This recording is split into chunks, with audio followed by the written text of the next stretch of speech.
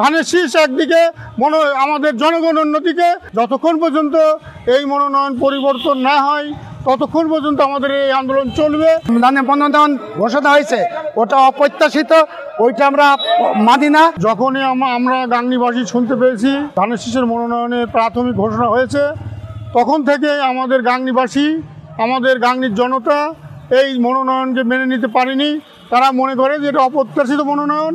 3 তারিখ থেকে আমরা লাগাতার আজকে 19 দিন আমরা আমাদের বিভিন্নভাবে কর্মসূচি পালন করে আসছি। যতক্ষণ পর্যন্ত এই মনোনয়ন পরিবর্তন না হয় ততক্ষণ পর্যন্ত আমাদের এই আন্দোলন চলবে।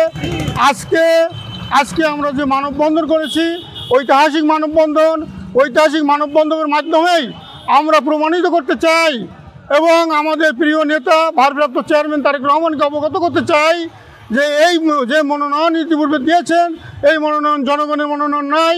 ধানের শীষ একদিকে, আমাদের জনগণ অন্যদিকে। তাই আমরা আশা করি, আমাদের অনুরোধ আমাদের কেন্দ্র রাখবে। আমরা ধানের শীষ মনোনয়ন পরিবর্তন করে আমাদের প্রিয় নেতা যে 17টি বছর জনগণের সাথে আছে তাকেই মনোনয়ন তার হাতেই তুলে দেবে বলে আমরা আশা করি। এবং আমরা এই জন্যই আজকে মহাসমুদ্রে জনগণকে একসাথে একত্রিত করেছি।